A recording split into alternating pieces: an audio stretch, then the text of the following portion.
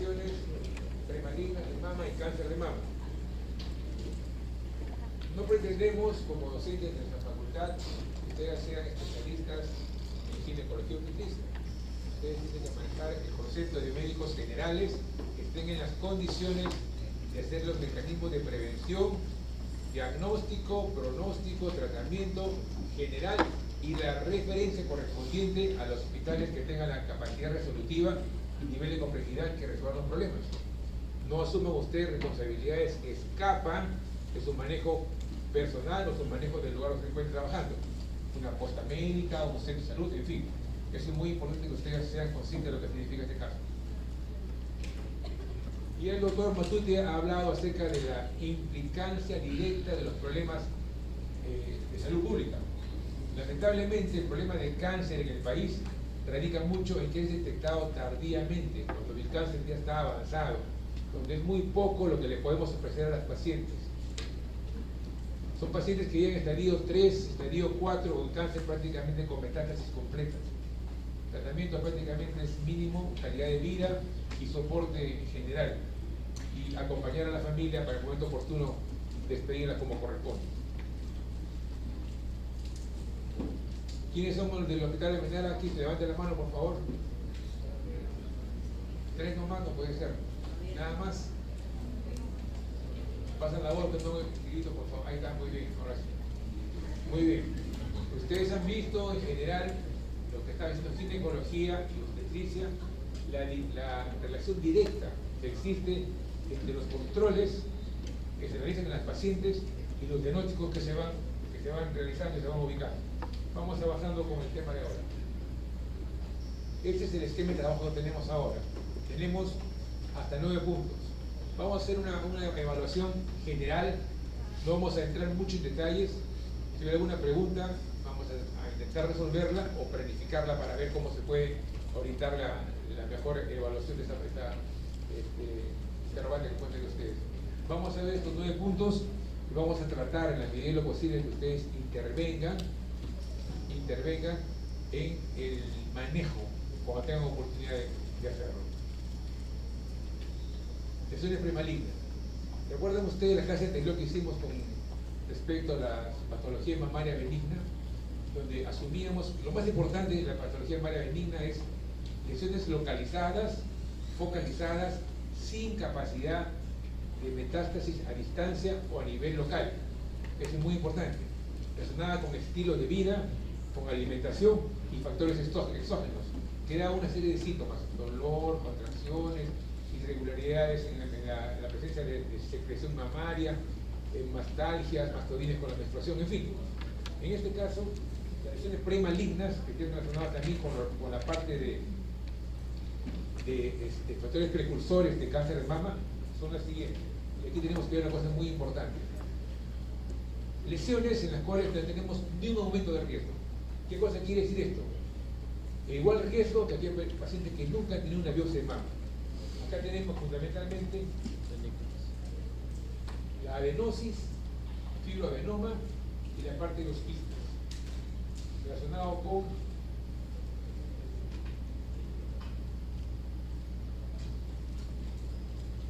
mastopatía fibroquística. En términos generales, los fibroadenomas mamarios y la mastopatía fibroquística, que son las patologías benignas más frecuentes, son las que están aquí sin factores de riesgo.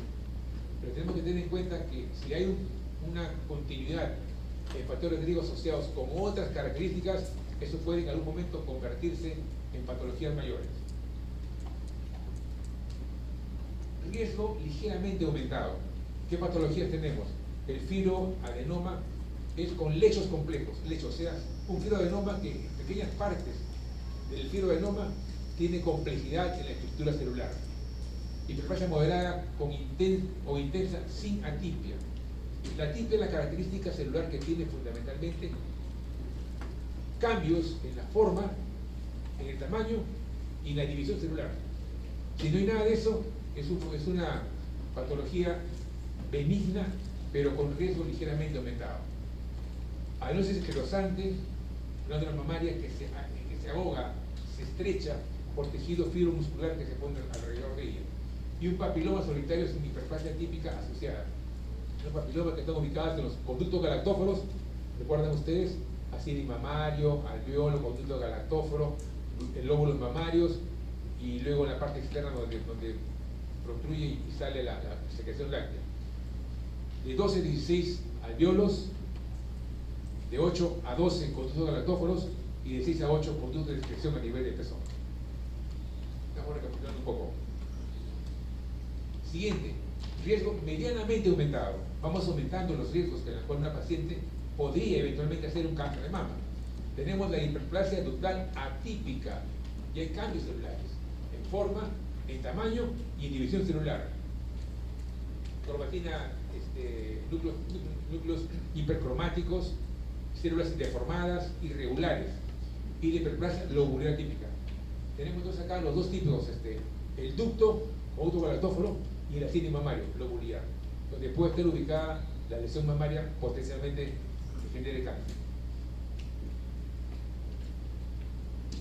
Y marcado aumento de riesgo. El doctor Matute habla ahora acerca básicamente del carcinoma in situ, que es el LIE3, o sea, lesión intraepitelial grado 3, que es cáncer in situ o de cambios severos en su estructura. Acá tenemos el carcinoma ductal in situ y el carcinoma lobular in situ. Las dos estructuras fundamentales en las cuales puede existir la neoplasia.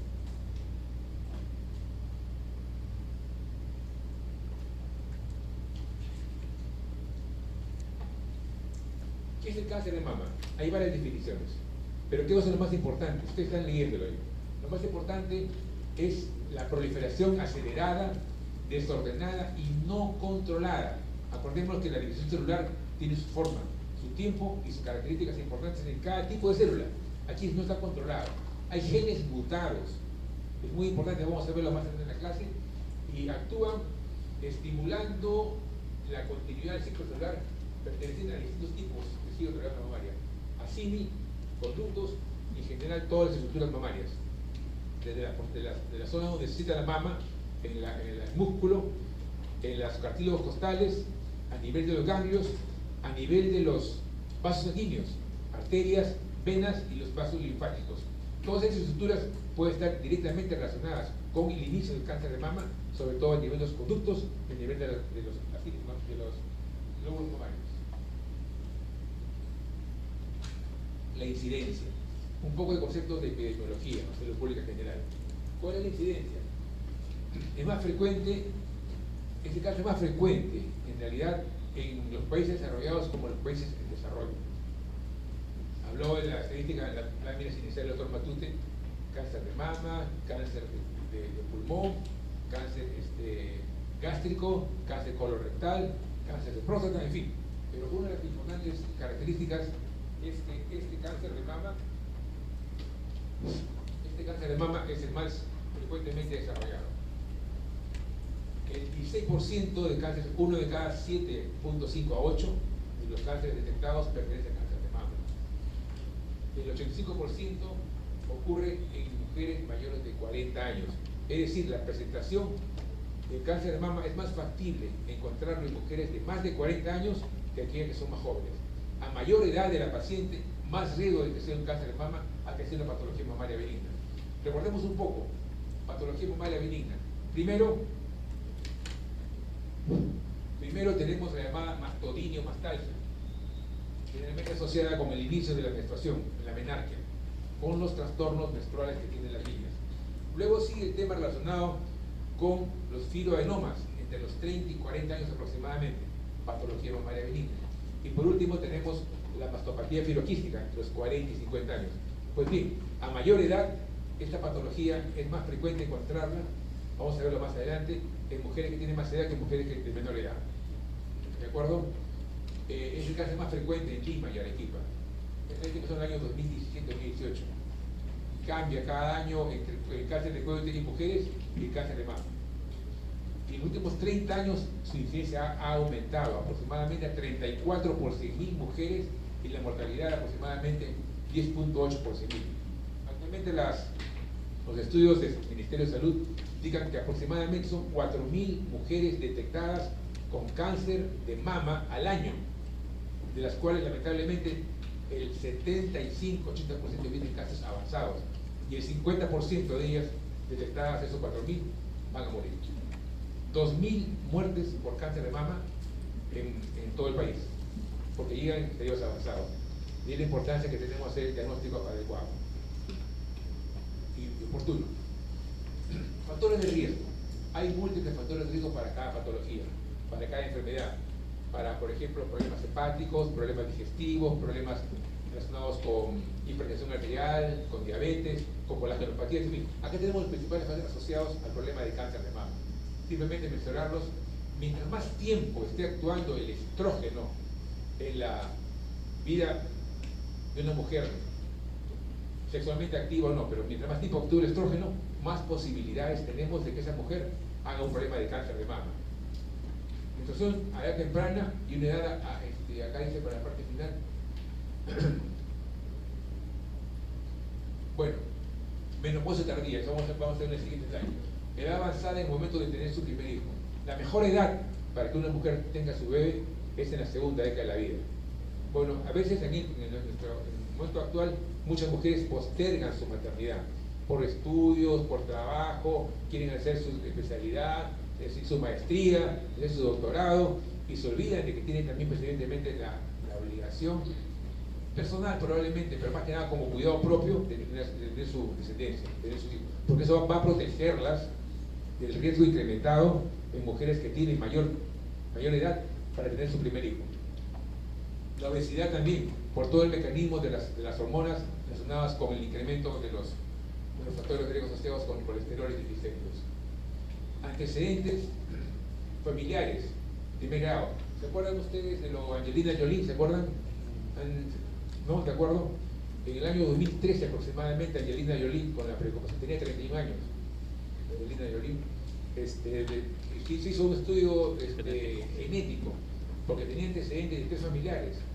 Su madre con cáncer de mama falleció a los 56 años, su abuela falleció a los 41 años de cáncer de mama, y una tía materna, hermana de su madre, a los 51 de cáncer de ovario. Ojo, la relación mama con ovario tiene mucha incidencia. Decidió entonces hacerse una mastectomía bilateral y 3 años después se decidió hacer una oophorectomía con trompas. Por supuesto con las correcciones evidentemente estéticas posteriormente. Pero ¿qué cosa hizo ella? Un manejo radical de un problema de riesgo incrementado de poder hacer ella, por la línea genética, de hacer un problema de cáncer. Fue replicado por las sociedades científicas, unos a favor, otros en contra, pero fue seguida por muchas mujeres también que tenían relaciones con sus redes sociales, actrices, en fin, y siguieron esa metodología. La idea ¿cuál era? Eliminando el órgano blanco potencialmente presente para generar una neoplasia, se elimina también el riesgo de cáncer en esos órganos y la posibilidad de supervivencia son mayores, pero no por cáncer, sino por otros problemas que podrían eventualmente ocurrir. Cambios hereditarios en los genes BRCA1, BRCA2. BRCA1, BRCA2 son genes protectores que evitan el cáncer. Están ubicados en el cromosoma 17 de BRCA1 y el cromosoma 13 de BRCA2. ¿Qué hacen estos genes protectores? Generan unas proteínas que impiden el crecimiento y desarrollo de células con alteraciones en su ácido desoxirribonucleico. Básicamente el cáncer se presenta por factores relacionados con la parte de los cromosomas, factores genéticos. ¿Qué significa eso? Que los cambios que ocurren a nivel del ADN, o sea, mutaciones genéticas dentro de las células, generan posibilidades que estas propias células cambien su estructura de división celular. Estos genes, BRCA1 o BRCA2, protegen, a todos nosotros nos protegen de cualquier tipo de cáncer. De los varones, sobre todo problemas de próstata, cáncer gástrico y pulmón. De las mujeres, cáncer de mama y cáncer de cuello uterino. Los protegen porque ayudan a impedir de que se produzca trastornos relacionados con mutaciones celulares en el ácido desoxirribonucleico en el ADN y generan problemas posteriormente de mutaciones genéticas o mutaciones celulares que cambian después en el transcurso del tiempo por una alteración completamente rara, desordenada y amorfa de los crecimientos celulares. Tratamiento con radioterapia, sí, correcto, pacientes que han sido sometidas, por ejemplo, a cáncer asociados con con pulmón, por ejemplo, que da radioterapia, también probablemente tengan factores de riesgo asociados para hacer cáncer de mama. Y otra cosa importante, a veces en una mamografía dicen tejido denso, no se puede evaluar bien la mama. Simplemente nomás como un hallazgo o como un factor a considerar, a tomar en cuenta, pero no significa que va a ser necesariamente el tema operativo, ¿no? Acá, hormonas, estrógenos durante la menopausia. Es importante considerar el tiempo necesario, sobre todo en el periodo en el cual estamos en la perimenopausia, en el periodo de trastornos menstruales, los trastornos de bochornos, síntomas vasomotores, irritabilidad, nerviosismo, cansancio, insomnio, dolores osteoarticulares, disminución de la libido vaginal, sequedad vaginal, en fin. Todos estos cambios hacen que la paciente acuda a un médico general o un médico ginecólogo y la oriente en el uso de estrógenos. De hecho, hay estrógenos que deberían ser empleados por el tiempo estrictamente necesario, que dura aproximadamente el tiempo de la perimenopausia, y aquellos que producen menos posibilidades de generar cambios estructurales. Vida sedentaria, ojo, las chicas de ustedes son deportistas, no hay ningún problema, van a tener bastante posibilidades de protegerse contra el cáncer. Bebidas alcohólicas, si toman su bebida alcohólica una vez por semana, tampoco va a haber ningún problema con ustedes. Raza blanca. La raza blanca es importante hasta más o menos los 40, 44 años, que predomina sobre la raza negra, estudios generados en Estados Unidos. Raza blanca con raza negra. Pero la raza negra predomina, pero a partir de los 44 o 45 años es la raza blanca la que va a predominar. Entonces vamos a verlo posteriormente. Aquí tenemos antecedentes personales de cáncer de mama invasivo, carcinoma ductal in situ, carcinoma lobular in situ o de enfermedad benigna, no cancerosa.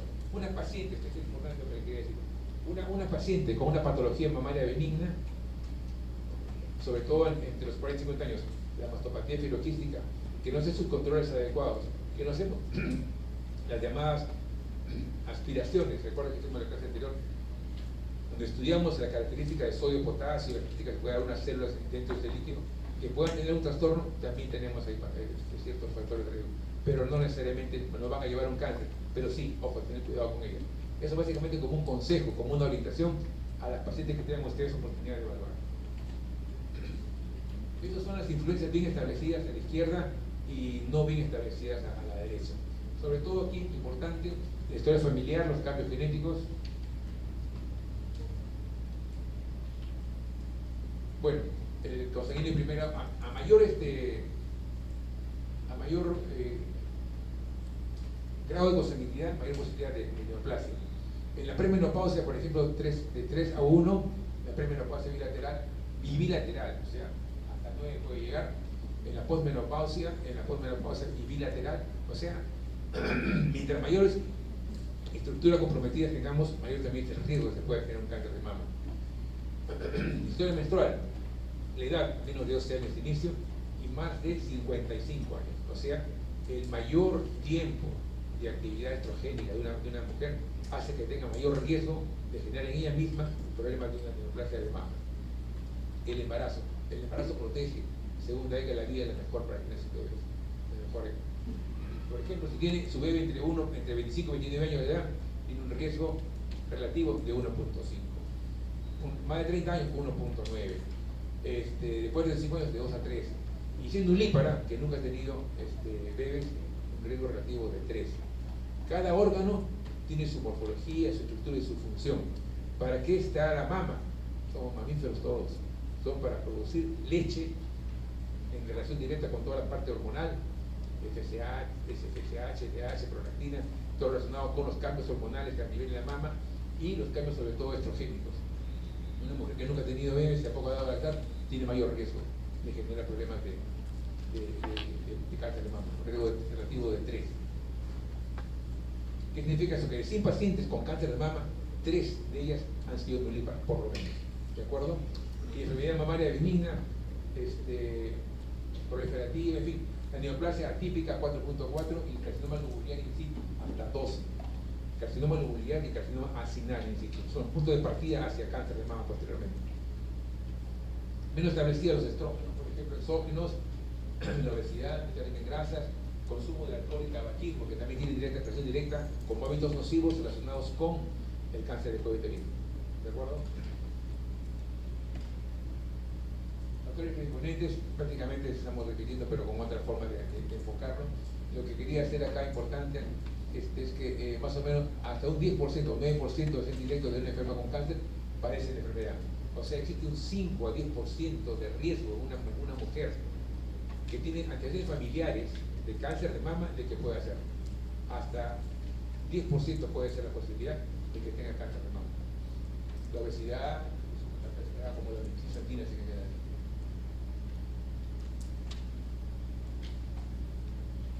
El 5 a 10%, nuevamente repetimos el concepto. Y ojo, el BRCA1 y el BRCA2, cromosomas 13 y 17, protegen, porque tienen una proteína que corrige los cambios del ADN, ¿de acuerdo? Y también protege contra otro tipo de cáncer. Cáncer de páncreas, por ejemplo, cáncer de ovario, en el varón, el BRCA1 y el BRCA2 es para todos por si acaso. El varón protege para el cáncer de próstata. Ojo, y es importante considerar cómo este BRCA1, BRCA2, todos tenemos dos, nuestros padres nos dan dos, y le queda finalmente uno solo que va a poner el exponente. Entonces tenemos la posibilidad de que uno de ellos esté alterado, pero si el otro está bueno, entonces las posibilidades son menores de que tengamos alteraciones relacionadas con riesgo mayor de cáncer de mama o de cáncer de ovario. Signos posibles de cáncer de mama. En la patología mamaria benigna habíamos hablado de consistencia, nodulaciones, dolor, secreción, cambios a nivel de la axila, cambios relacionados con la menstruación, en fin. Acá también tenemos algunas características que ustedes pueden irlas leyendo para no estar repitiendo, pero una cosa muy importante es este tipo de acá, es el pezón umbilicado. Un pezón umbilicado siempre es muy importante considerar. No descartar la posibilidad de un cáncer de mama hasta no demostrar la posibilidad de una mujer que tiene factores asociados, que tiene trastornos hereditarios, que tiene patología mamaria benigna, antecedentes de carcinoma ductal in situ, por ejemplo, y problemas relacionados con el tema de nulliparidad, en fin, los que ustedes más o menos están viendo ya. Y acá también tenemos el peo de Rush, ¿no? El hoyuelos de la mama característico del piel de naranja. Son factores que nos dicen signos posibles. Una cosa es posibilidad y otra cosa es probabilidad. La posibilidad es todo es posible en este mundo, sí, pero la probabilidad de que ocurra algo depende de otras cosas asociadas a lo que tenemos en estos momentos. ¿De acuerdo? Acá tenemos la inspección. Entonces, epistemología de inspección, palpación, percusión, en fin. Aquí vamos a hacer inspección y palpación básicamente. La inspección, la retracción del pezón. El pezón umbilicado es muy importante considerarlo, por favor. La asimetría, una mama más grande que la otra, una mama más turgente, caliente cuando uno hace la palpación, y la presencia al momento de hacer la compresión, secreción. Cuando es unilateral, el problema generalmente es focalizado en esa mama. Cuando es en ambas mamas, la secreción es sistémico. Probablemente no sea eso cáncer. Es un problema sistémico, con hiperprolactinemia, por ejemplo, que puede ser la causa, o trastornos hormonales en general. Pero una asimetría en una sola mama sí nos habla de que esa mama es la que está comprometida. Y siempre evaluar. La mama sana primero, para evaluar, y luego la mama que está con alteraciones. Para hacer una comparación con cada uno de los exámenes que estamos realizando. En edema de brazo, sí, porque una de las formas en las cuales se difunde el cáncer de mama, en general todos los cánceres, es hemático, por localización intrínseca, por compresión y por vía linfática. Al quedar bloqueados los canales linfáticos de excreción, importante, genera un edema linfático en el brazo. Dolor, disminución de la función. Eso genera trastornos pues, asociados al diagnóstico probable del cáncer de mama. Aquí la palpación, ustedes lo conocen muy bien, ya lo han llevado probablemente en práctica inclusive, por cuadrantes, superiores, inferiores, externos e internos, y sentido los agujas del reloj, moviendo la parte más externa hasta la parte más central, y terminamos con el pezón, una pequeña compresión para verificar si hay o no secreción. Puede ser sanguinolenta, puede ser clara, puede ser lechosa, en fin, o puede ser verdosa. ¿Se acuerdan ustedes de la clase de mastitis puerperal, por ejemplo? Muy bien. Entonces tenemos este tipo de características las cuales tenemos que evaluar. Nunca olvidemos de hacer un examen de la axila. El principal componente alterado, la principal zona en la cual se presenta el cáncer de mama es el cuadrante superior externo y que irradia inmediatamente a la axila ipsilateral. Entonces, explorar esa parte y ver también la axila. La axila es una de las 4 formas que tenemos que evaluar ahí, en la zona. Axilar, retropectoral, predorsal ancho, la parte relacionada con la carpilla costal y la parte con el brachial. Es como un cono invertido, como una pirámide invertida, tenemos que evaluar todas las paredes para buscar siempre algo que nos amerite la forma que podemos considerar el diagnóstico de cáncer de mama. un pequeño juego ahí acerca relacionado a cómo se pueden ser las características. Por ejemplo, tenemos el crecimiento, la hendidura, el biodurance, los huevos de ecopía, la protuberancia, vena creciente, ¿se acuerdan ustedes de la patología del mundo? Retracción, edema. Acá, bueno, en fin, son a considerarse. Y acá tenemos lo siguiente: secreción sanguinolenta. Una secreción sanguinolenta por expresión implica una alteración severa a nivel de conducto galactóforo, ¿de acuerdo? Que genera una inflamación mayor, severa, o la posibilidad de tratar una neoplasia. Porque algo está ocurriendo en ese conducto galactóforo, más que en el síntomas, según los síntomas naturalmente, o un papiloma que está cambiando de características y genera problemas de secreción sanguinolenta. O la deformación de la mama, hemos hablado forma de la mama, asimetría de la mama. ¿Cuál es la mama que está comprometida? Evidentemente la mama izquierda. Ectoscopía básica, ¿no? Que puede existir cualquier persona que conozca. Relación de pezón umbilicado. Piel de naranja. Verán esta forma de aquí, cómo se realiza, cómo se evalúan diferentes pérdida de consistencia en el tejido subcutáneo de la mama, si se tiene trastornos en la forma ectoscópica de evaluar la parte de piel. Esto con progreso mayor. Esto es lo que les mencionaba acerca de las características del cáncer de mama. Es predominante en la rosa blanca en Estados Unidos, la estadística del año 2014 más o menos, aproximadamente, hasta los 44 años aproximadamente.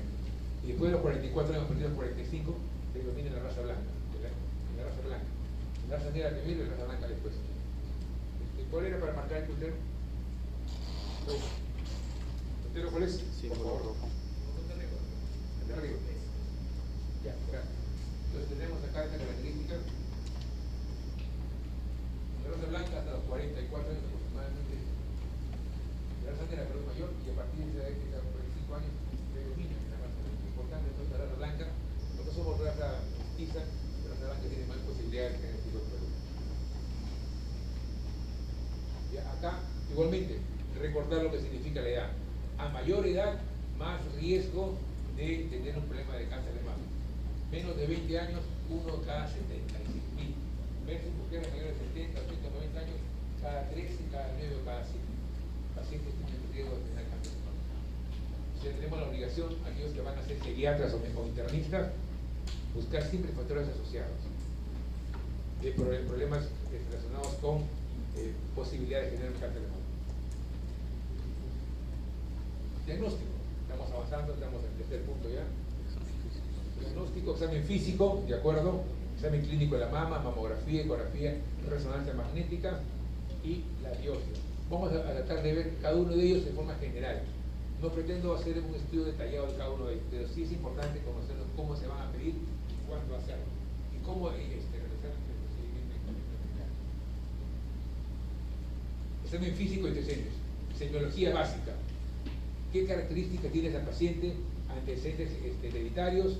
Ella tiene factor de riesgo asociado, tabaco, alcohol, obesa, vida sedentaria, no tiene hijos, nulípara, más de 35 años su primer bebé. En fin, ustedes estamos viendo, vamos repasando y ustedes van preguntando, sacando puntos de asociación que nos permitan llegar a un mejor diagnóstico. ¿De acuerdo?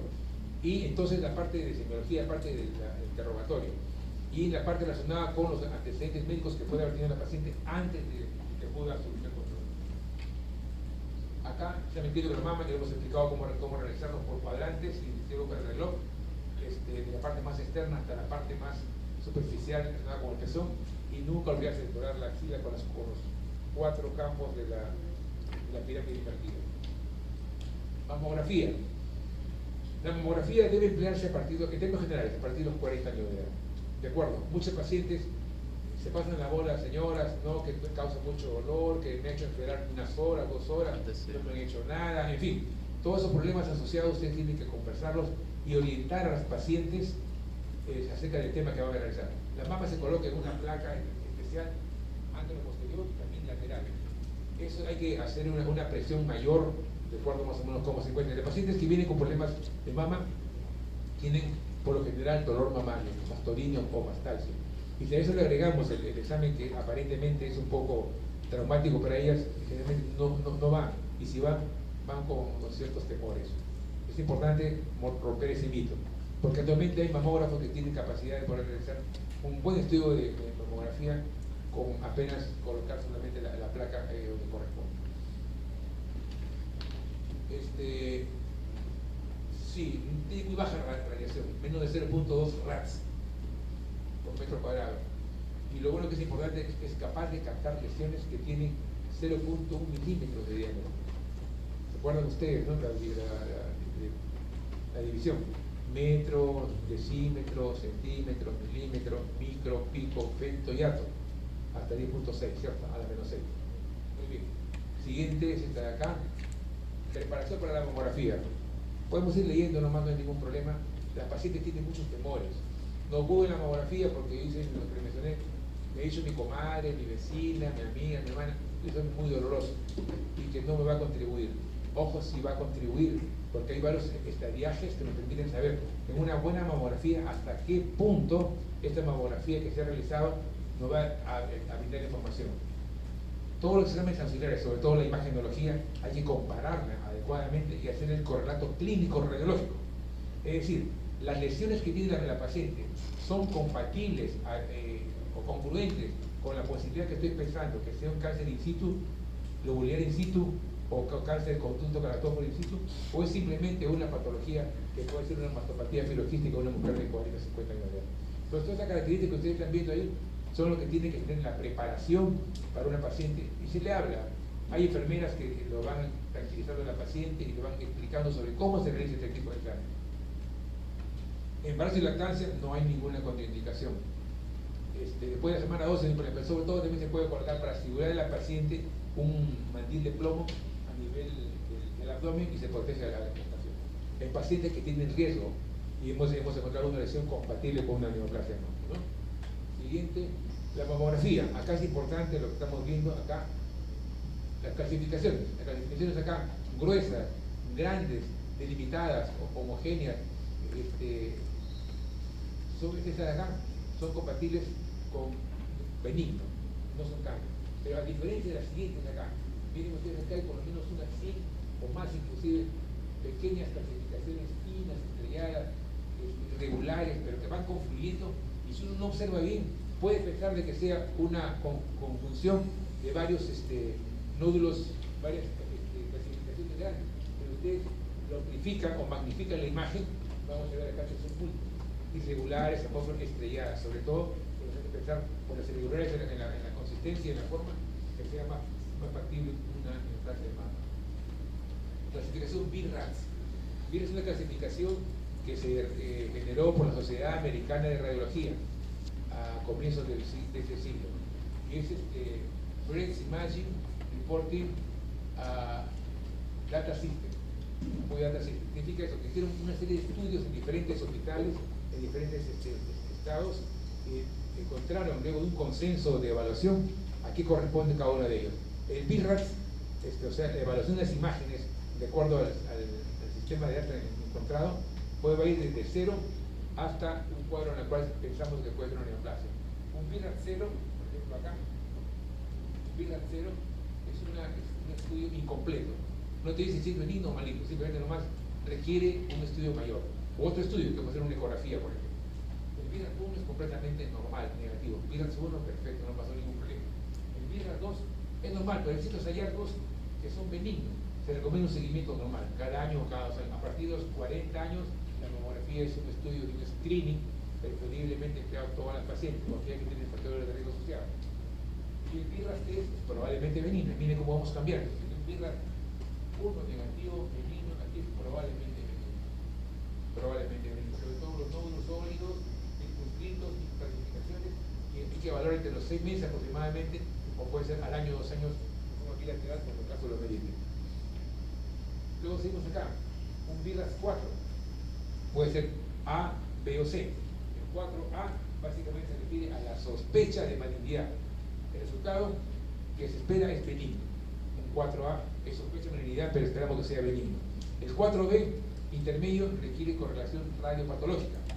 Es decir, tomar una muestra, una biopsia de esa zona que está encontrándose para ver si es compatible o congruente la prueba que estamos tomando con la mamografía y la prueba que vamos a tomar con la biopsia radiopatológica. Y la 4C, que es esta de acá, es un moderado de malignidad y esperamos que sea maligno. Un 4A que sea benigno y 4C esperamos que sea maligno porque la biopsia. El pico hacer la correlación. El BRAF 5, típicamente malignos. Imágenes irregulares, amorfas, heterogéneas, calcificaciones difusas, puntiformes, estrelladas, ubicadas en toda la mama o en zona localizada, dependiendo de lo que vamos a ver en el estadiaje posteriormente. Y la probabilidad de malignidad es mayor del 95%. Un BRAF 5, ojo señora, cuando hagamos que es una mamografía y estén solos, mi consejo, no asuman el caso de control, refieran inmediatamente. Están ustedes en un centro de salud, refieran a un hospital inmediatamente, un hospital 2. Probablemente haya cirujanos, si hay cirujanos, hay ginecólogos también, pero el hospital 2 la va a referir posteriormente a un hospital de nivel 3 con capacidad resolutiva mayor y nivel de complejidad de atención de su paciente. Eso es muy importante. Y bueno, esperemos que no sea mayor el problema porque puede generar un problema de cáncer ya metastásico. El tipo BRAF 6, es definitivamente comprobado. Ya se ha comprobado por biopsia, se ha comprobado por cirugía, por radioterapia previa, porque es un cáncer. Básicamente, un BRAF 6 sirve para qué? Para delimitar o observar hasta qué punto ha sido efectiva el tratamiento empleado, llámese cirugía, radioterapia, quimioterapia, o simplemente no está dando resultados. El diagnóstico de vida evidentemente es malo.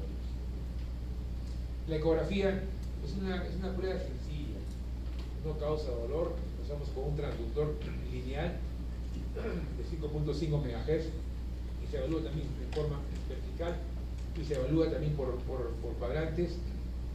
Se describen las imágenes que se encuentran colocando, uno, la ubicación, dos, la dimensión, tercero, la distancia que existe a nivel de la areola y cuarto, si hay alguna patología asociada con lo que estamos encontrando. Eso es importante, hacer la descripción, simplemente descripción, no damos ningún diagnóstico.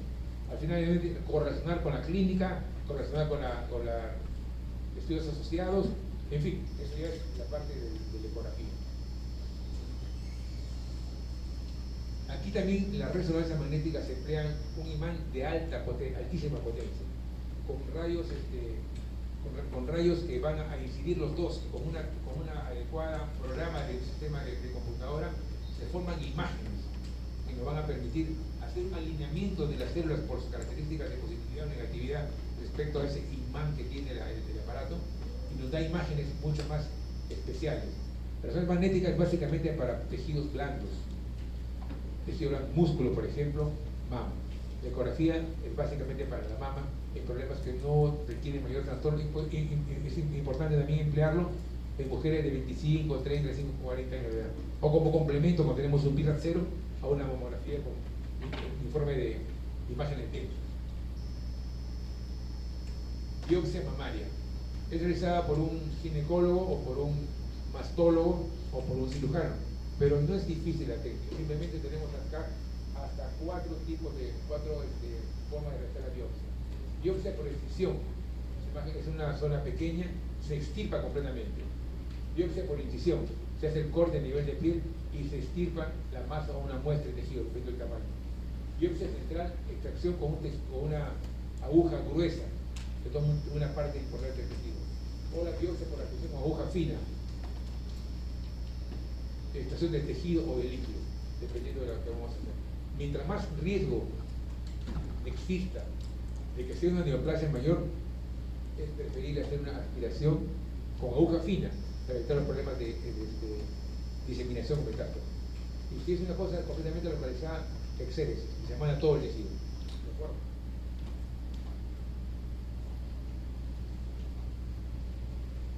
Es importante, estamos ya avanzando con la parte del diagnóstico, es importante en todo caso determinar si el cáncer está localizado o en algún momento sea diseminado, sea metastizado. Es importante todo saber el estadio de la enfermedad, porque el estadiaje nos va a permitir saber qué conducta terapéutica vamos a emplear. Es decir, un comentario. A raíz de la pandemia del COVID-19, donde todos los recursos, o casi todos los recursos económicos y de salud fueron para controlar la pandemia de COVID-19. Evidentemente nuestro país tuvo el récord de muertes por millón, comparado con otros países tuvimos un récord altísimo, tasa de muertes por millón, más de 220.000 muertes por millón, equivalía a lejos, el segundo estaba muy lejos de la muerte por millón del país. Evidentemente fue mal manejada, la estrategia de salud pública no fue adecuadamente empleada, no se realizó la compra de vacunas, de pruebas para COVID, el oxígeno, las unidades de camas UCI, en fin, todo ese problema llevó a que entremos en un colapso. Y lo que es peor, no se abrieron los centros básicos, centros de salud, que hubieran permitido en todo caso controlar oportunamente los problemas iniciales. ¿Cuánta gente ha muerto? Moría en la puerta de los hospitales, porque no tenían posibilidades de manejarse. Y eso pues evidentemente tiene un correlato político y social que va más adelante diseminarse por la justicia. Entonces es importante saber hasta qué punto hay lo que quería decirles. En ese tiempo, muchos problemas asociados, cáncer de mama, cáncer de cuello uterino, cáncer de próstata, pulmón, cáncer de estómago, fueron postergados porque se dedicaron fundamentalmente con presupuesto a manejar el problema de cáncer de COVID-19. ¿Esto qué significa? Que todos los problemas de cáncer tienen su llamada ventana quirúrgica, o sea, el periodo de tiempo en el cual todavía el cáncer es susceptible de ser manejado quirúrgicamente, es decir, ser extirpado, retirar el cáncer y con la terapia complementaria, coadyuvante, mejorar la expectativa de vida de la paciente. Muchos pacientes que tienen cánceres iniciales, de cuello uterino, de mama en las mujeres, o de próstata y estómago en el hombre, evidentemente pasó su oportunidad quirúrgica y llegaban prácticamente, entre comillas, ya a morir, porque el estado era tan avanzado que muy poco o nada era lo que se podía hacer. Entonces, todos esos 2 años, 20, 21 hasta 22, con las 4 olas que tuvimos, se terminaron una postergación de la atención de pacientes que teniendo cáncer no fueron oportunamente diagnosticados y mucho menos atendidos. Entonces, ¿cómo hacemos esta identificación? Por la biopsia del ganglio linfático, exploración por topografía computarizada, exploración ósea o exploración con PET scan, o sea, evaluación con los emisiones de positrones. Vamos a ver ahorita. Estos es PET scan. Para el PET scan se emplea una sustancia radioactiva asociada a la glucosa, que es el TGS 99, dependiendo de dónde se pueda obtener la sustancia, se coloca, y esto tiene la particularidad, colocándolo endovenoso, de difundirse por todo el sistema.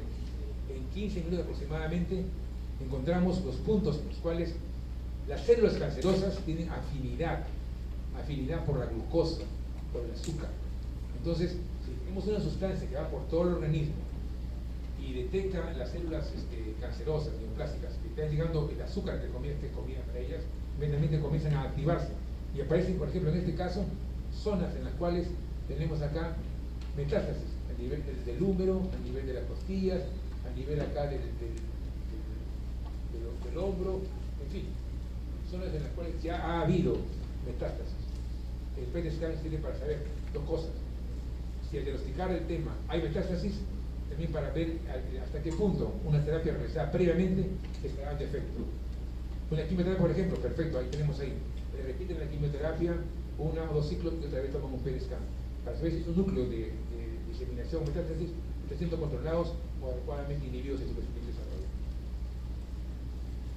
La tomografía también contribuye, ojo, sobre todo la tomografía que se realiza con medios de contraste. La tomografía sola no yo escucho, pero como digo usted sí, que para tomar una tomografía con contraste hay que pedir previamente un estudio de creatinina, porque esa sustancia de contraste se elimina por riñón. Si el riñón no está funcionando bien y le colocamos ese contraste, puede haber problemas renales que vayan a que la paciente pase posteriormente a una hemodiálisis. Es importante ver cómo está la función renal. Otra prueba diagnóstica es la biopsia de ganglio linfático. Este es muy importante, es el llamado ganglio centinela. Cuando hay una neoplasia en la mama y está con características de atipia y con todos los factores asociados que ustedes ya conocen, que hemos enseñado, El primer ganglio que aparece generalmente está en el cuadrante superior externo, la tumulación, y asciende hacia la axila, es el ganglio que tenemos que estudiar. Ese ganglio se estudia y puede ser de dos formas: colocar, por ejemplo, una sustancia radioactiva, ahí no hay evidentemente todavía ninguna cirugía, o en su defecto evaluarlo colocando la sustancia de contraste, en este caso puede ser azul de metileno o azul con contraste, para ubicar, y siguiendo el trayecto del vaso linfático se van a detectar si existen unas células cancerosas. Se llama ganglio centinela. Donde está ubicado acá, el pequeño corte se extirpa y ahí se decide, antes de entrar a una cirugía para corregir un cáncer de mama, es la biopsia del ganglio centinela. Estas operaciones se da con una pseudoanalgesia y tenemos al patólogo al costado, biopsia por congelación. En 15 a 20 minutos un patólogo te dice: hemos encontrado células neoplásicas o no hemos encontrado. Si no he encontrado nada, se hará solamente la extirpación de la lesión, una lumpectomía, vamos a verlo más adelante, o en su defecto se realizará una cirugía mayor, como una mastectomía simple, mastectomía radical, que corresponde a cada uno de los tipos de trabajo.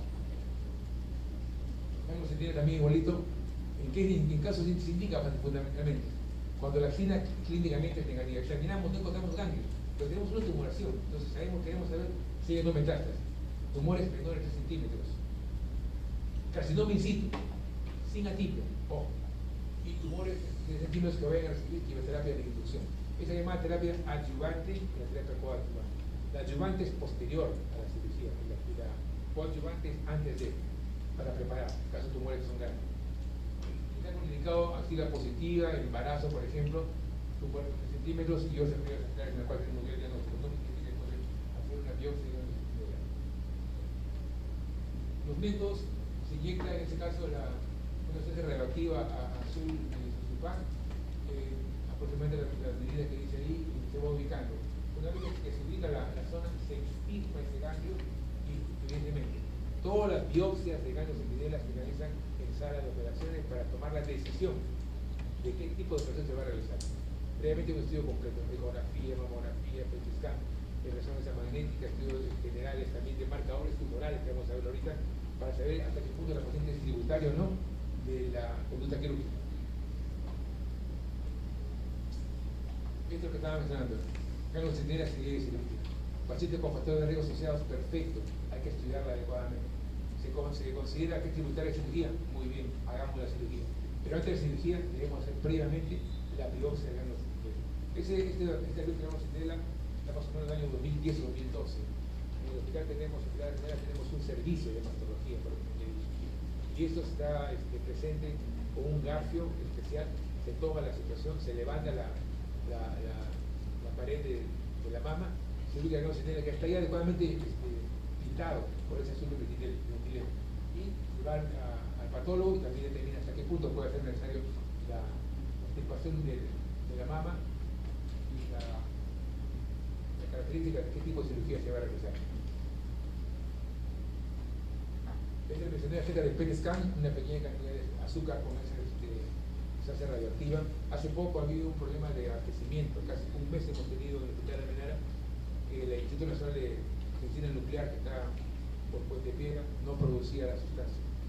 Es la glucosa asociada a una sustancia radioactiva que era tenía 59, pero ha cambiado, ahora tiene otra que tiene más o menos parecida a la posibilidad de poder tener la afinidad que tienen las glándulas, pero las células cancerosas, por ese azúcar marcada con una sustancia radioactiva.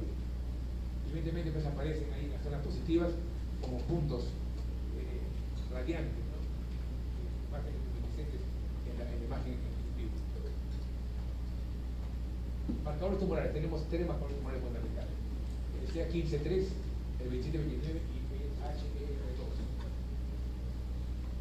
Y los receptores hormonales. Entonces, aquí vamos a tratar de explicar. El marcador cáncer 15-3.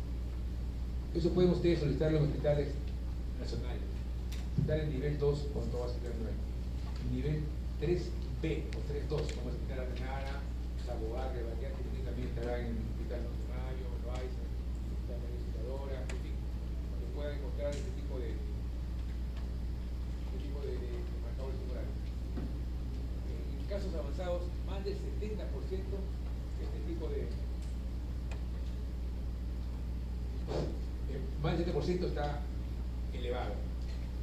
Ojo, tenemos un marcador 15-3 elevado y tenemos una historia clínica con papilo cáncer de mama, lo más probable es que sea un cáncer de mama ya diagnosticado.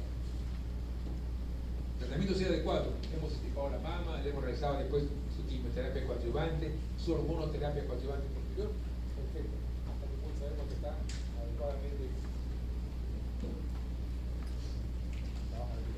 adecuadamente seleccionado desde ese punto de vista, ¿no? Y el marcador por lo general es menor a 30 unidades por mililitro. Eso es lo normal.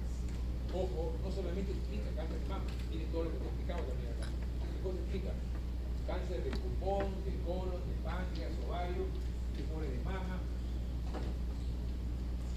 prueba ovárica, endometriosis. Esta parte de acá, tumores benignos. No significa que sea 15-3 elevado, sea cáncer, no necesariamente. Si son cifras demasiado altas, 4 o 5 veces el patrón normal, que es menos de 30, probablemente sí sea. Entonces, si tienes pues 28, 32, 35, no, por ejemplo, por no benigno. ¿Dependiendo qué nivel? Ovario, endometriosis y prostatitis, con inflamación hepática, pero no con cáncer de tiroides. Marcador sea 27-29, también en hospitales nivel 3 y 2. Igual, todos esos marcadores sirven también para ver el diagnóstico y el pronóstico. Si la terapia empleada, cirugía, radioterapia, quimioterapia o hormonoterapia ha sido adecuada, perfecto. Hacemos el control y seguimiento y el comentario. Si bien era 30, para que sea 15-3, acá hay menos de 40. El nivel por lo general es mayor encontrado, es mayor la posibilidad de que sea un cáncer de mama. Pero también este marcador también es inespecífico. ¿De acuerdo? No es específico, pero es sensible para otro tipo de patologías. Por ejemplo, tenemos acá colon, estómago, riñón, pulmón, ovario, páncreas, útero y hígado. Importante y tenemos que encontrar el equipo de pacientes. ¿Me escucha, perdón? Se acabó el micrófono, ¿eh? Tengo micrófono probado. ¿Verdad? Se lo coloca y va a tener que estar cerca.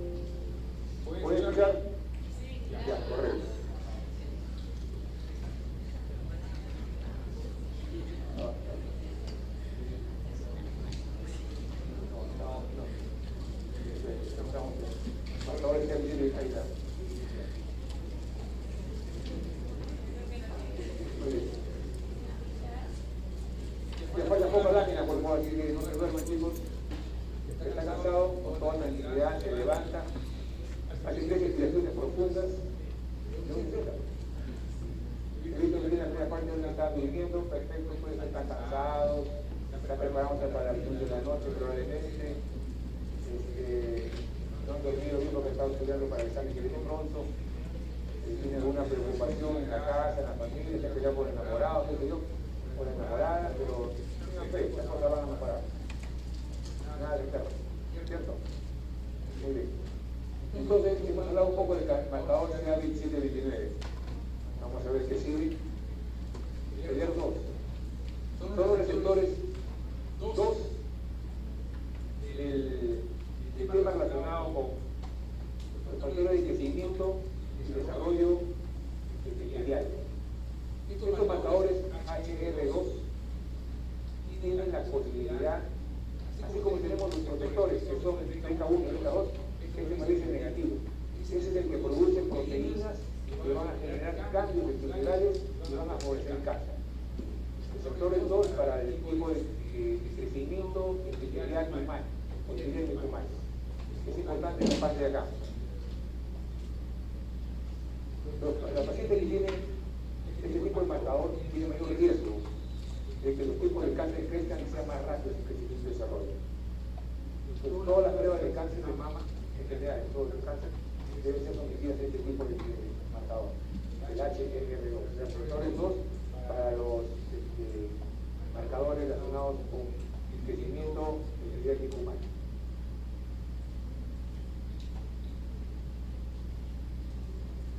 Aquí vienen llamados receptores hormonales. Receptores para estrógeno, receptores para progesterona. Pueden ser receptores positivos o receptores negativos. Es importante determinar este tipo de receptores, porque nos va a dar la oportunidad de saber qué tipo de terapia vamos a emplear después de corregir el problema inicial, que puede ser, por ejemplo, una cirugía seguida de radioterapia o una cirugía seguida, por ejemplo, de una quimioterapia o una cirugía seguida de una hormonoterapia. Entonces, si es que encontramos en las células extirpadas que son estrógeno positivo, significa que podemos emplear una terapia antiestrogénica. Por ejemplo, el tamoxifeno o el anastrozol, que es un medicamento que inhibe la aromatasa y toda la forma relacionada para generar la esteroiogénesis de los estrógenos. Entonces, mientras más posibilidades tengamos de terapia después del tratamiento inicial, es mejor considerar que sea positivo que la receptor estrogénico. También hay receptores para los HRR2, también igual. La idea es compartir todos aquellos receptores que por un lado van a incrementar el riesgo de crecimiento, desarrollo y diseminación del cáncer. Entonces, receptores hormonales es también importante el cuidado.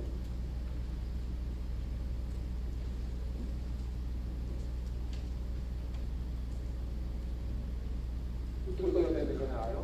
Y mientras más receptores tengamos en las células extirpadas, luego de una mastectomía radical, una lumpectomía o una mastectomía simple, cuidado, si tenemos, por ejemplo, que son receptores estrogénicos positivos, tenemos terapia hormonal capaz de emplear un completativo éxito. Si tenemos negativos, siempre la quimioterapia es una terapia de rescate, que podemos emplearla bien sean receptores negativos o receptores positivos. Puede ser positivo tipo 1, donde tenemos receptores estrogénicos positivos y también HRR2 positivos, pero negativos para la progesterona. El tipo 2 es receptores para estrógenos positivos, progesterona negativos, pero negativos para HRR2. Y el triple negativo es negativo para los tres, para el estrógeno, para la progesterona y también para el HRR2. Estas pacientes son más difíciles de tratar después del manejo inicial de la terapia que se construye por el tipo de cáncer. Entonces, mencionamos un poco a nivel de proximidad, a nivel hemático y a nivel linfático. Y los signos importantes es el edema en el brazo, el comprometido, ¿no? Porque no fluye adecuadamente la linfa y termina posteriormente con problemas de edema. Igual también hay un edema regular, moderado, por ejemplo, en las pacientes que no puede ser realizada una mastectomía y una linfadectomía axilar. Ya no hay drenaje de la linfa que está normalmente en la parte del lecho cruento de la mama. Entonces, hay un edema a nivel de nivelo comprometido. Bien sea como consecuencia de la cirugía o bien sea como consecuencia en la parte inicial antes de la cirugía, por ejemplo, con los problemas relacionados de la memoración y que no drena adecuadamente la linfa. Me falta poco, chicos, no se preocupen. Evolución morfológica. Primero, hiperplasia abdominal sin antígeno. Ojo, normal, no hay tipicidad. La tipia definimos nuevamente la característica celular que tiene cambios estructurales en la forma, en el tamaño y en la distribución celular. Que se llama atipicidad. ¿Qué quiere decir? Es inatípico. Segundo, sigue una hiperplasia atípica, que puede ser canalicidad o que puede ser lobular. Son las dos estructuras fundamentales de la mama, independientemente de las miofilillas para la obtención de la salida de la producción del antígeno mamario o la parte relacionada con el tejido vesículo-óseo, cual es el diabetes de Cooper, la clase facial, o la función en la cual el músculo, la cual desciende la mama, entre el segundo y el sexto cartílago costal y las partes del hueso del cartílago. Recuerden la mama tuberosa, está entre el segundo y el sexto cartílago costal. Después tenemos una mama que está entre el segundo y el sexto cartílago costal normalmente. Luego sigue la displasia, o sea, hay alteraciones en la tibia que no solamente están relacionadas con las características celulares, sino también con el contexto que rodea esa célula. Es decir, cambios de defensa del organismo, presiones macrófagos, mononucleares, problemas crónicos, incremento de la vascularidad.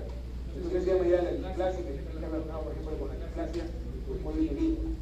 Las características celulares, en cuanto a sus cambios morfológicos, son iguales.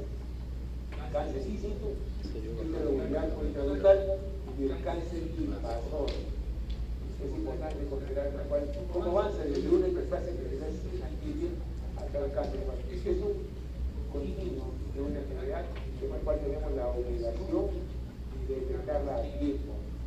Diagnóstico precoz, tratamiento oportuno, llamada prevención primaria. Y hoy llegamos a la prevención cuaternaria, cuarta, bueno, que es básicamente rehabilitación o recuperación de la edad.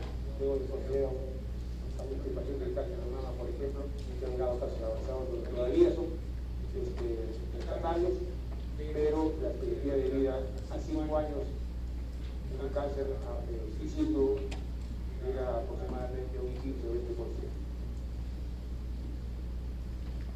TNF es lo que nos una cantidad de otro tipo de cáncer, el tumor, el nódulo y el metástasis. Va desde 0, 1, 2, 3, dependiendo de las características del tumor, si hay nódulos localizados, nódulos que están avanzados de otro tipo, y la metástasis generalmente por vía hepática o por posibilidad de zonas adyacentes a la parte de la perforación inicial. Estadio 0, carcinoma in situ. Tenemos acá el carcinoma ductal, izquierda, carcinoma lobular, y tenemos la enfermedad de Paget del pezón que muchas veces confunde con carcinoma inflamatorio. Pero el Paget es benigna, tiene características de malignidad, características, pero no es maligna.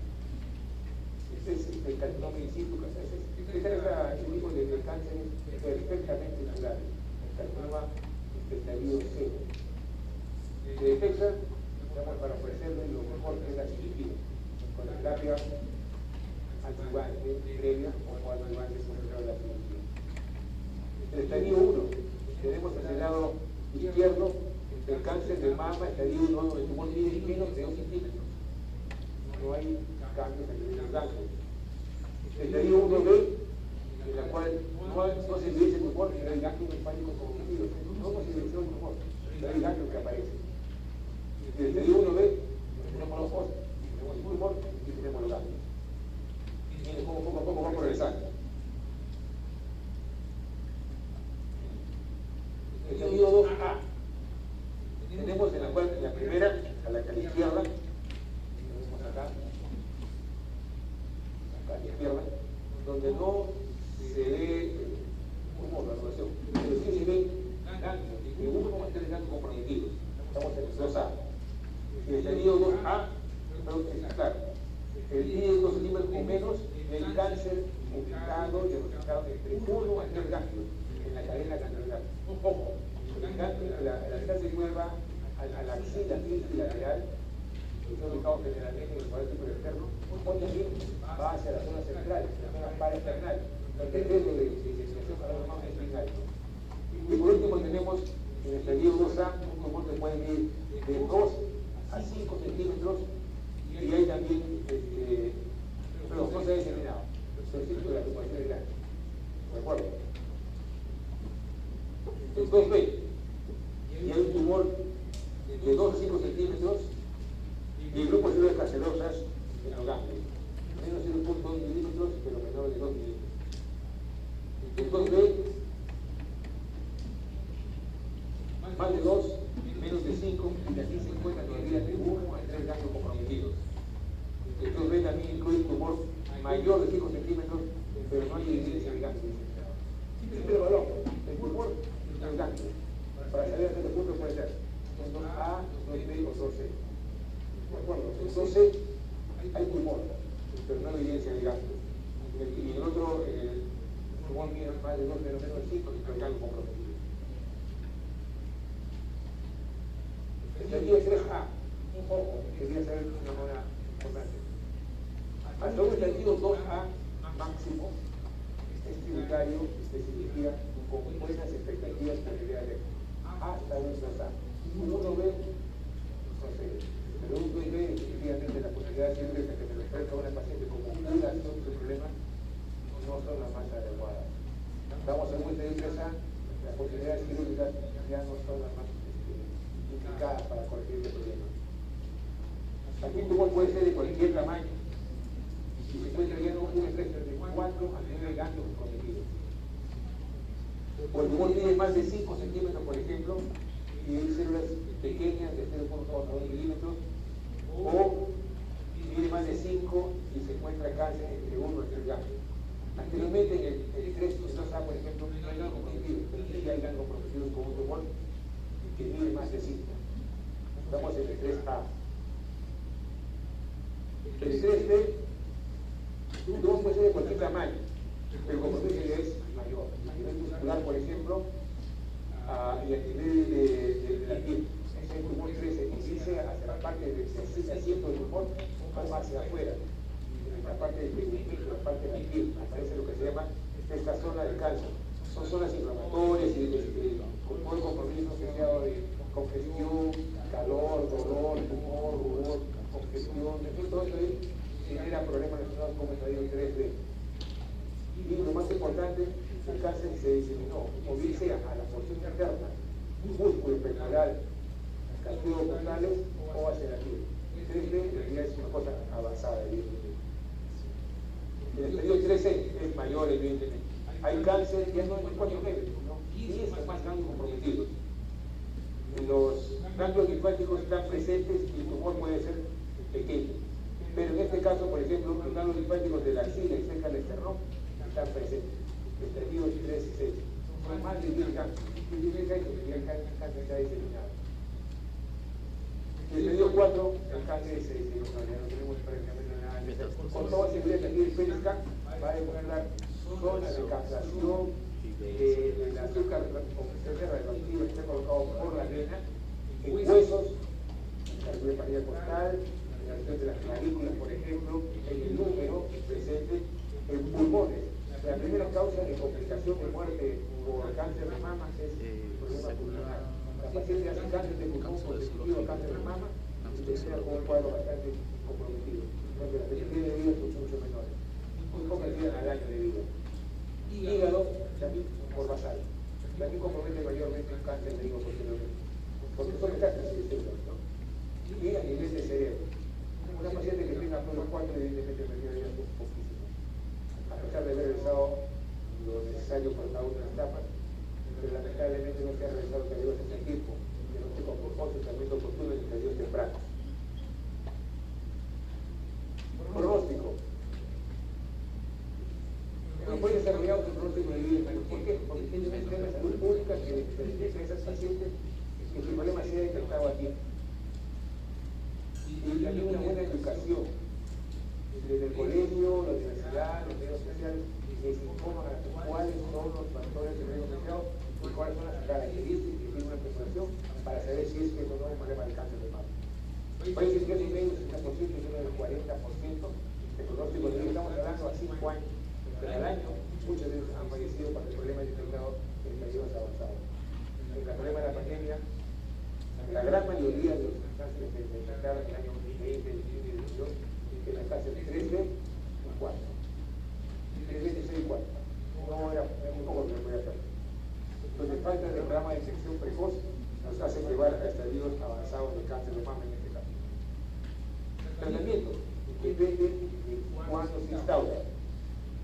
Depende que hagamos lo necesario para que en periodos tempranos no tengamos causa avanzada de diseminación o metástasis. La eficacia del tratamiento. Ojo, no olvidemos que la mejor conducta para el tratamiento es la conducta quirúrgica, porque los problemas de la cual se extirpa completamente el área comprometido. La terapia adjuvante o coadjuvante antes o después de la cirugía. Y evitar la recidiva del problema, ¿no? Después la pongo láminas, Está ubicado en la lumpectomía, extirpación solamente de tumor, nada más. Cuando tenemos un medio completamente inicial, no hay ganglios afectados, es pequeño, se hace la extirpación de un pronóstico, se le prácticamente no tiene ningún cambio en el periodo de vida. Mastectomía parcial, cuando necesitamos una tumoración, como en este caso, por ejemplo, y la presencia de ganglios estamos metidos. Esa es una mastectomía parcial, pero siempre, todo tipo de cáncer, extirpar la zona del tejido que vemos en la cirugía del aspecto normal. Siempre debe haber un área de normalidad. Si encontramos un tejido de 1.5 a 2 centímetros de tejido sano, como dividir entre lo mismo que extirpar una sal, las ideas son mucho mejores. Extirpar una justa, el tejido comprometido y apenas 0.5 menos de medio. La posibilidad de que haya extracciones siempre mayores cuando el tejido sano que se extirpa es poco escaso. Mastectomía total simple, se saca toda la mama comprometida y también se sacan los ganglios debajo del brazo, debajo de la axila. Eso es muy importante, una mastectomía simple. ¿Qué es diferente a la mastectomía radical? En la cual se extirpa la mama, parte de los músculos pectoral, se extirpan inclusive zonas en las cuales están comprometidas la parte del cartílago postal, sea donde se inserta el cartílago postal en el esternón. Son operaciones muy traumáticas, demasiado laboriosas y tienen una complicación o secuela muy alta, ¿no? Esas son terapias teóricas, el rescate hasta qué punto podría ser adecuado para el rescate de tratamiento no se ha demostrado su utilidad, pero ¿qué nos produce en realidad? Es una situación muy traumática y la expectativa y sobre todo la calidad de vida de los pacientes no es la mejor. Complementario, la radioterapia. Después de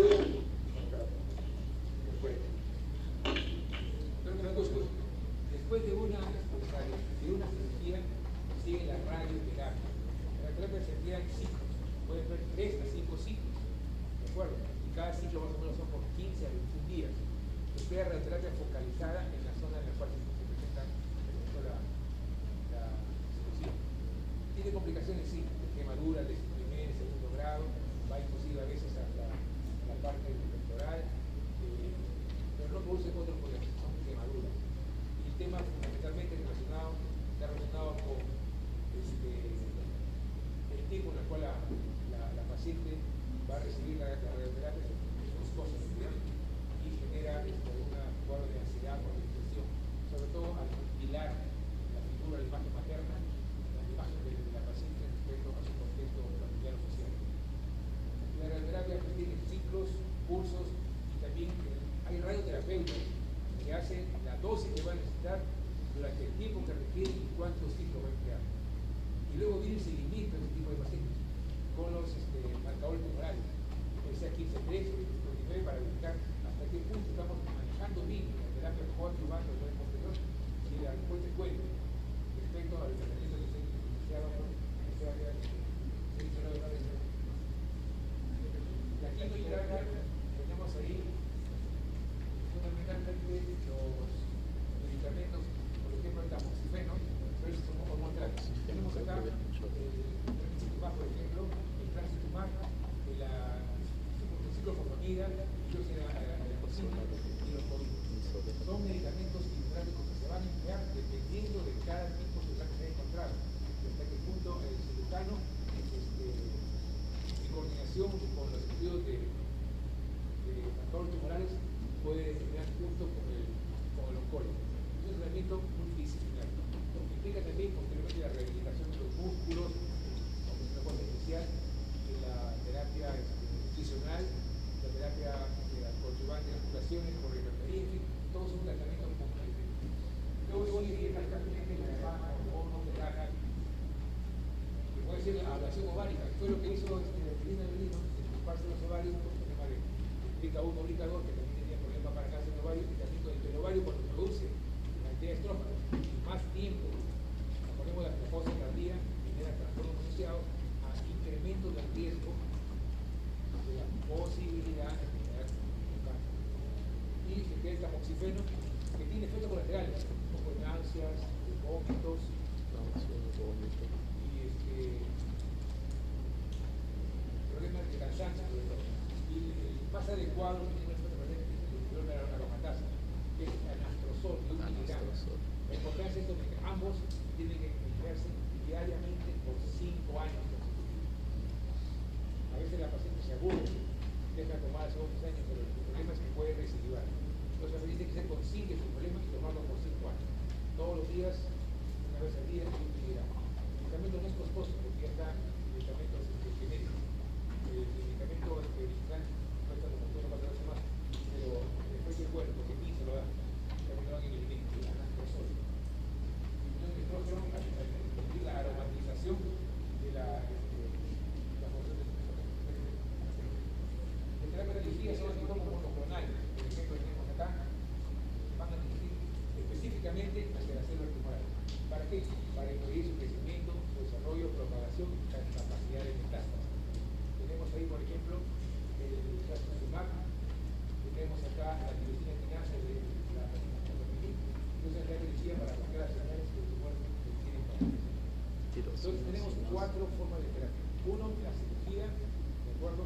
2, radioterapia, quimioterapia, hormonoterapia, y hasta la quinta posibilidad, que es el tratamiento de terapia dirigida en el cuerpo monoclonal. En resumen, importante, tengo demorado una hora con minutos, importante, estudiar a las pacientes con una buena historia clínica, anamnesis, historia clínica hereditaria, un buen examen físico y pedir los exámenes especiales que pueden ustedes ayudar.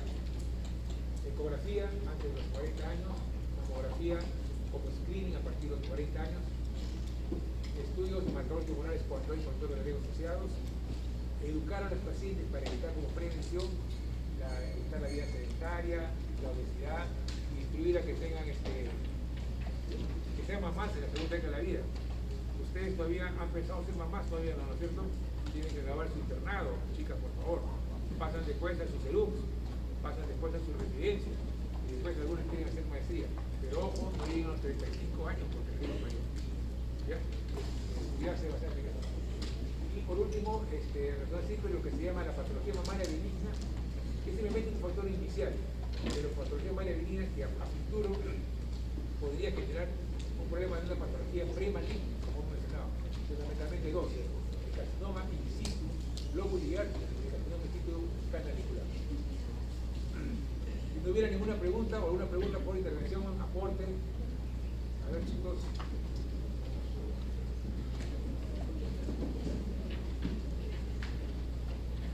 ¿Cuántos de ustedes han hecho ecografía mamaria? ¿Alguno de ustedes ha hecho ecografía mamaria? ¿Factores de riesgo asociados a ustedes, genético, familiar? Tampoco. ¿Sí? A ver hasta qué punto podemos saber eso, ¿no? Y tercero, la parte relacionada con el estilo de vida. La alimentación, evitar el estrés, tabaco, alcohol. Están autorizadas en el Estado a tomar un poco de alcohol el día, pero especial. Bueno, si no hubiera más preguntas, les agradezco mucho atención. Gracias.